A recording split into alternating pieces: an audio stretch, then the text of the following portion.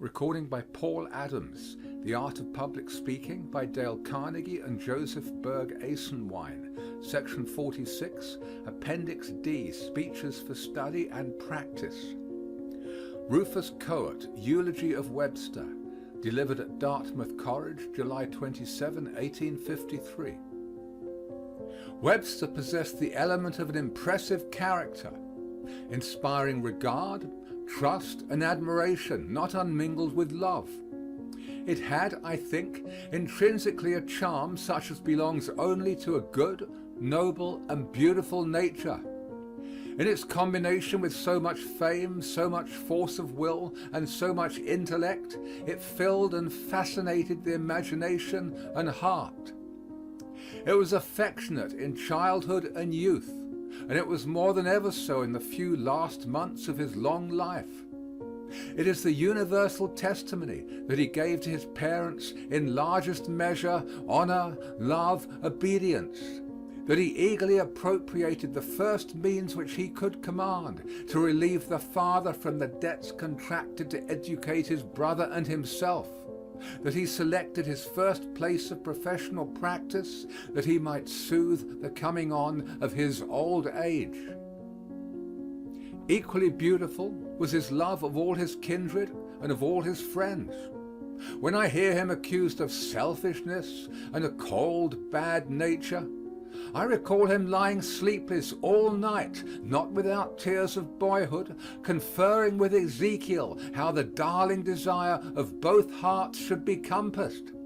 And he, too, admitted to the precious privileges of education, courageously pleading the cause of both brothers in the morning, prevailing by the wise and discerning affection of the mother, suspending his studies of the law, and registering deeds and teaching school to earn the means for both of availing themselves of the opportunity which the parental self-sacrifice had placed within their reach.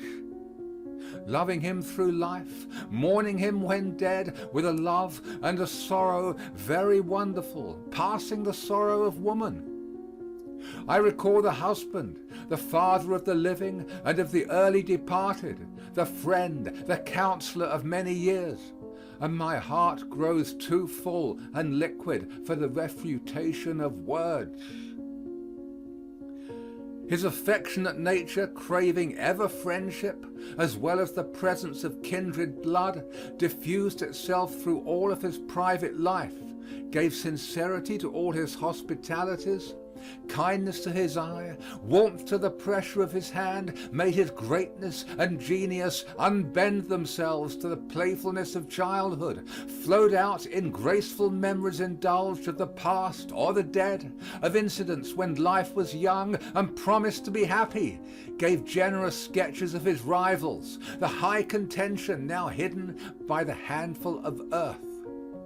Hours passed 50 years ago with great authors, recalled for the vernal emotions which then they made to live and revel in the soul.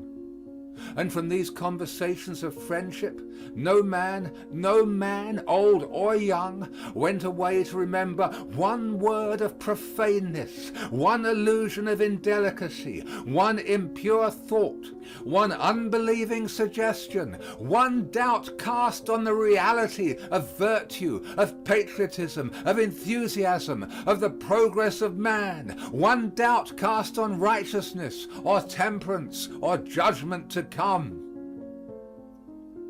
I have learned by evidence the most direct and satisfactory that in the last months of his life the whole affectionateness of his nature, his consideration of others, his gentleness, his desire to make them happy and to see them happy, seemed to come out in more and more beautiful and habitual expressions than ever before. The long day's public tasks were felt to be done. The cares, the uncertainties, the mental conflicts of high place were ended. And he came home to recover himself for the few years which he might still expect would be his before he should go hence to be here no more. And there, I am assured and duly believe, no unbecoming regrets pursued him. no discontent as for injustice suffered or expectations unfulfilled, no self-reproach for anything done or anything omitted by himself, no irritation, no peevishness unworthy of his noble nature, but instead love and hope for his country when she became the subject of conversation, and for all around him the dearest and most indifferent, for all breathing things about him the overflow of the kindest heart, growing in gentleness and benevolence, paternal, patriarchal affections seeming to become more natural, warm, and communicative every hour.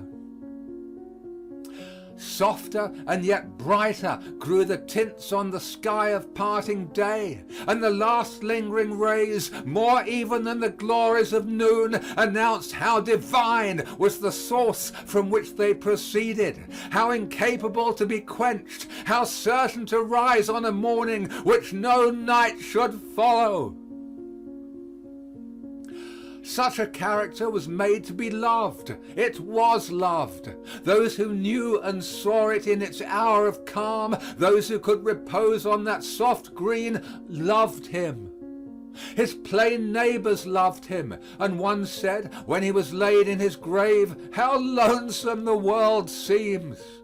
Educated young men loved him. The ministers of the gospel, the general intelligence of the country, the masses afar off loved him. True, they had not found in his speeches, read by millions, so much adulation of the people, so much of the music which robs the public reason of itself, so many phrases of humanity and philanthropy. And some had told them he was lofty and cold, solitary in his greatness. But every year they came nearer and nearer to him, and as they came nearer they loved him better. They heard how tender the son had been, the husband, the brother, the father, the friend and neighbor. That he was plain, simple, natural, generous, hospitable, the heart larger than the brain, that he loved little children and reverenced God, the scriptures, the Sabbath day, the Constitution, and the law, and their hearts clave unto him.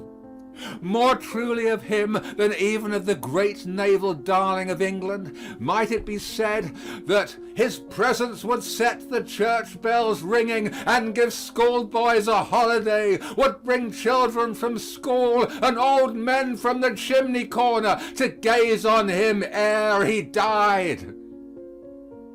The great and unavailing lamentations first revealed the deep place he had in the hearts of his countrymen. You are now to add to this his extraordinary power of influencing the convictions of others by speech, and you have completed the survey of the means of his greatness. And here again I begin by admiring an aggregate made up of excellencies and triumphs, ordinarily deemed incompatible. He spoke with consummate ability to the bench, and yet exactly as, according to every sound canon of taste and ethics, the bench ought to be addressed. He spoke with consummate ability to the jury, and yet exactly as, according to every sound canon, that totally different tribunal ought to be addressed. In the halls of Congress, before the people assembled for political discussions in masses, before audiences smaller and more select assembled for some solemn commemoration of the past or of the dead. In each of these again his speech of the first form of ability was exactly adapted also to the critical properties of the place.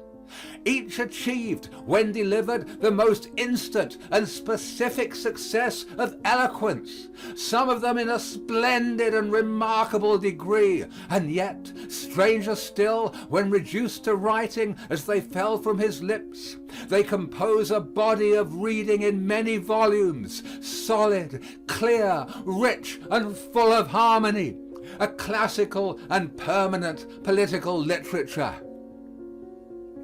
And yet all of these modes of his eloquence, exactly adapted each to its stage and its end, were stamped with his image and superscription.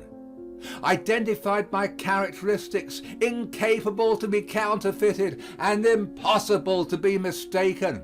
The same high power of reason, intent in every one to explore and display some truth of judicial or historical or biographical fact, some truth of law deduced by construction perhaps or by elation, some truth of policy for want whereof a nation generations may be the worse, reason seeking and unfolding truth.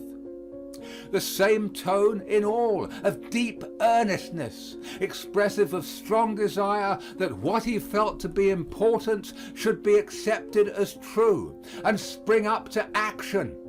The same transparent, plain, forcible, and direct speech, conveying his exact thought to the mind, not something less or more.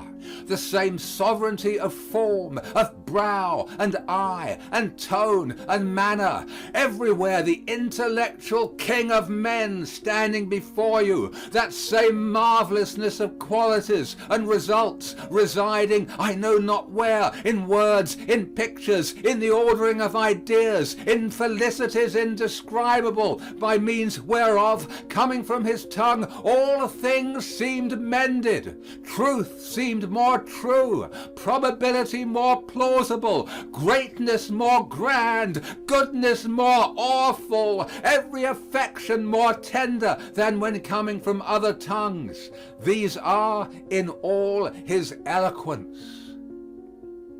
But sometimes it became individualized and discriminated even from itself. Sometimes place and circumstances, great interests at stake, a stage, an audience fitted for the highest historic action, a crisis, personal or national, upon him, stirred the depths of that emotional nature as the anger of the goddess stirs the sea on which the great epic is beginning. Strong passions themselves kindled to intensity, quickened every faculty to a new life. The stimulated associations of ideas brought all treasures of thought and knowledge within command. The spell, which often held his imagination fast, dissolved, and she arose and gave him to choose of her urn of gold. Earnestness became vehemence. The simple, perspicuous, measured, and direct language became a headlong, full, and burning tide of speech. The discourse of reason, wisdom, gravity, and beauty changed to that superhuman, that rarest consummate eloquence, grand, rapid, pathetic, terrible, the aliquid immensum infinumque that Cicero might have recognized, the master triumph of man in the rarest opportunity of his noble power. Such elevation above himself in congressional debate was most uncommon. Some such there were in the great discussions of executive power following the removal of the deposits, which they who heard them will never forget, and some which rest in the tradition of hearers only. But there were other fields of oratory on which, under the influence of more uncommon springs of inspiration, he exemplified in still other forms an eloquence of which I do not know that he has had a superior among men. Addressing masses by tens of thousands in the open air on the urgent political questions of the day, or designed to lead the meditations of an hour devoted to the remembrance of some national era or of some incident marking the progress of the nation, and lifting him up to a view of what is and what is past, and some indistinct revelation of the glory that lies in the future, or of some great historical name just borne by the nation to his tomb.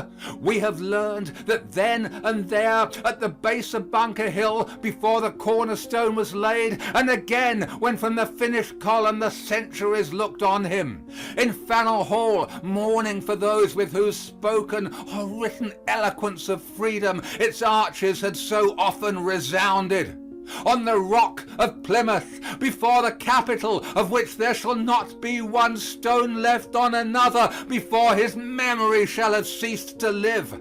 In such scenes, unfettered by the laws of forensic or parliamentary debate, multitudes uncounted lifting up their eyes to him, some great historical scenes of America around, all symbols of her glory and art and power and fortune there. Voices of the past not unheard, shapes beckoning from the future not unseen. Sometimes that mighty intellect borne upward to a height and kindled to an illumination which we shall see no more, wrought out as it were in an instant, a picture of vision, warning, prediction, the progress of the nation, the contrasts of its eras, the heroic deaths, the motives to patriotism, the maxims and arts imperial by which the glory has been gathered and may be heightened, wrought out in an instant, a picture to fade only when all record of our mind shall die. In looking over the public remains of his oratory, it is striking to remark how, even in that most sober and massive understanding of nature, you see gathered and expressed the characteristic sentiments and the passing time of our America. It is the strong old oak which ascends before you. Let our soil, our heaven, are attested in it as perfectly as if it were a flower that could grow in no other climate and in no other hour of the year or day. Let me instance in one thing only. It is a peculiarity of some schools of eloquence that they embody and utter not merely the individual genius and character of the speaker, but a national consciousness, a national era, a mood, a hope, a dread, a despair, in which you listen to the spoken history of the time. There is an eloquence of an expiring nation, such as seems to sadden the glorious speech of Demosthenes, such as breathes grand and gloomy from visions of the prophets of the last days of Israel and Judah, such as gave a spell to the expression of Grattan and of Kossuth, the sweetest, most mournful, most awful of the words which man may utter or which man may hear, the eloquence of a perishing nation. There is another eloquence in which the national consciousness of a young or renewed and vast strength of trust in a dazzling certain and limitless future, an inward glorying in victories yet to be won, sounds out as by voice of clarion, challenging to contest for the highest prize of earth, such as that in which the leader of Israel in its first days holds up to the new nation the land of promise, such as that which, in the well-imagined speeches scattered by Livy over the history of the majestic series of victories, speaks the Roman consciousness of growing aggrandizement which should subject the world, such as that through which, at the tribunes of her revolution, in the bulletins of her rising soldiers, France told to the world her dream of glory. And of this kind somewhere is ours, cheerful, hopeful, trusting, as befits youth and spring, the eloquence of a state beginning to ascend to the first class of power, eminence, and consideration, and conscious of itself.